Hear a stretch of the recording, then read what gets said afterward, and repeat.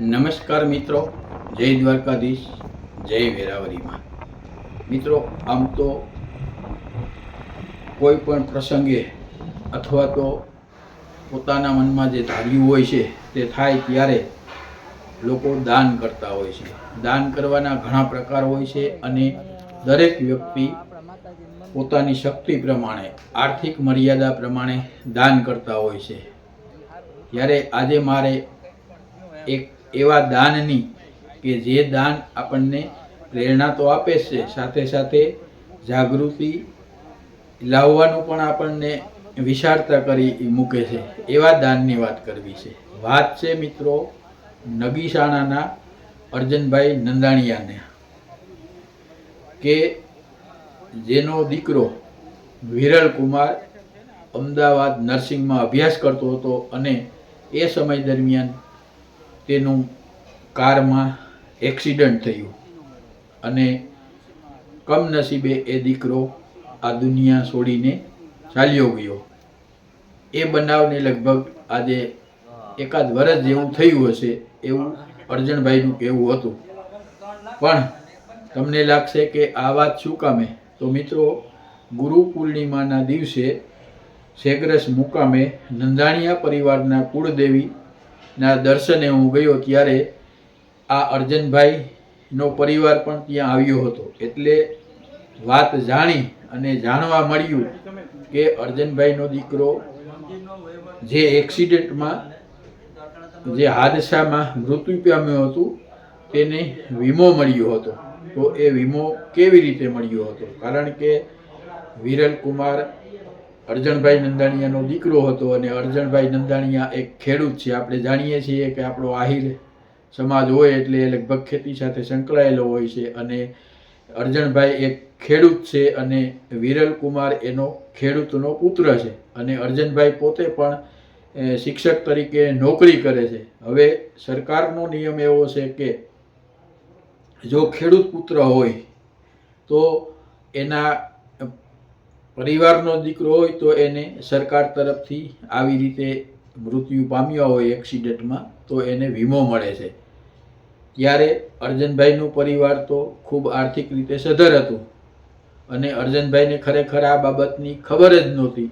આટલા શિક્ષિત વ્યક્તિ થઈને પણ એને આ રીતે વીમો મળે છે, પોતે ખેડૂત છે, એ એની ખબર નથી. પણ તેના એક જાણીતા ગ્રામ સેવકે તેમને આ બાબતની જાણ કરી એટલે અર્જનભાઈને ખ્યાલ આવ્યો કે આ રીતે કંઈક હોય છે. પણ એ સમયે અર્જનભાઈ અને એનો પરિવાર ખૂબ દુઃખદમાં હતો, કારણ કે આવી ઘટના બની હોય એટલે દુઃખી હોય જ, વ્યથા હોય જ, એ સંભવિત છે. એટલે અર્જનભાઈએ ત્યારે એ બાબત બહુ ધ્યાન ન આપ્યું.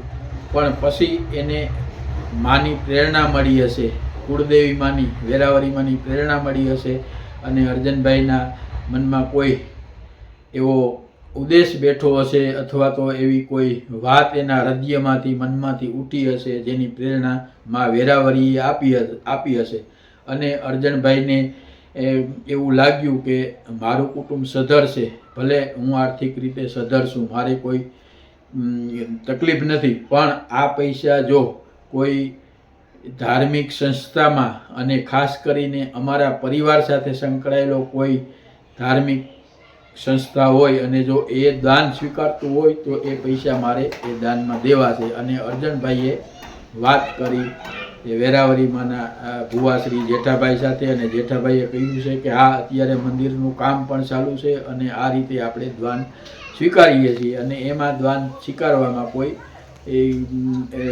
તકલીફ નથી. એટલે અર્જનભાઈ નંદાણીયાએ આ વીમાની પ્રોસિજર કરી અને ત્યાર પછી એ વીમાની રકમ જે મળી 3,95,000 જેવી રકમ, આ રકમ નાની ન કહેવાય. એ ગુરુ પૂર્ણિમાના દિવસે અર્જનભાઈ નંદાણીયા એના પરિવાર સાથે આવ્યા અને મા વેરાવળીમાંના શરણોમાં એણે આ ચેક અર્પણ કર્યા.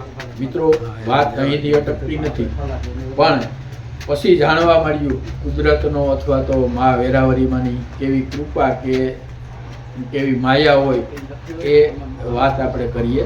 અર્જનભાઈએ કીધું કે મારો દીકરો 2-3 વર્ષ પહેલાં શેગરસ મુકામે મા વેરાવરી માના દર્શન કરવા આવ્યો હતો.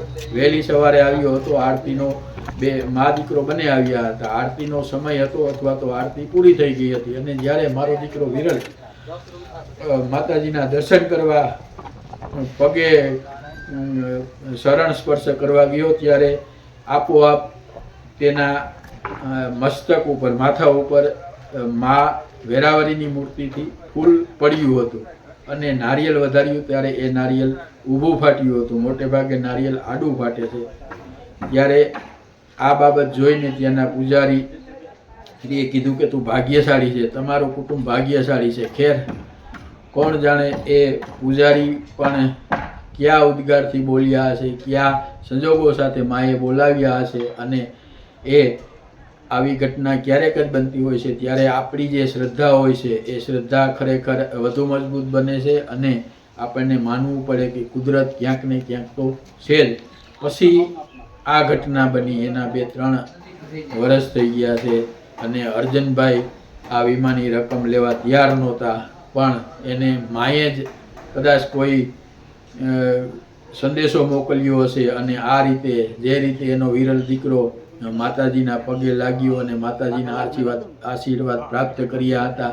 અને એ સમયે ક્યાં કોઈને ખબર હતી કે આ વિરલ આ દુનિયા છોડીને જતો રહેશે, પણ એની યાદગીરી કાયમી માટે વેરાવરીમાના મંદિરમાં શેગરસની ધૂળમાં અને સમગ્ર નંદાણીયા પરિવારમાં આ રીતે એ જે રકમ દાનની રકમ છે એ રીતે સચવાયેલી રહે છે.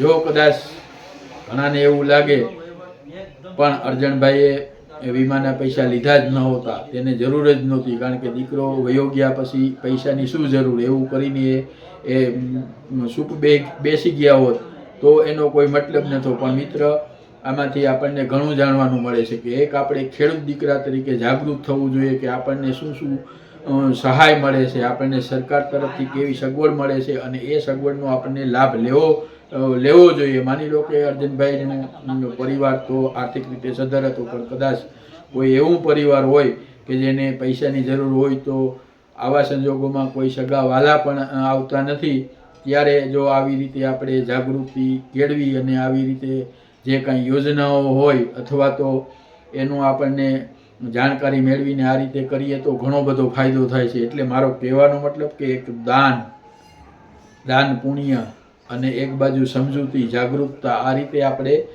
બધું સંગમ કરવો જોઈએ. એ ખરેખર એ જ આપણી જાગૃતતા છે.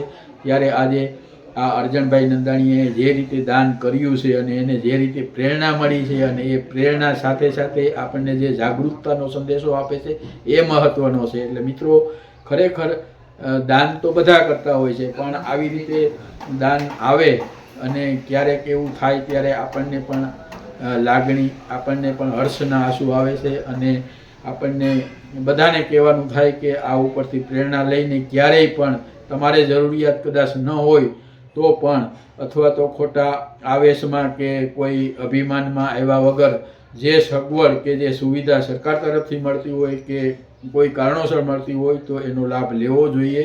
તમારે જરૂરિયાત ન હોય તો જરૂરિયાતમંદને એ પૈસાનો ઉપયોગ કરવા દેવો જોઈએ, અથવા તો આ રીતે કોઈ દાન પુણ્ય કરીને એ પૈસાનો સાર્થક ઉપયોગ કરવો જોઈએ. જય વેરાવરી માતા.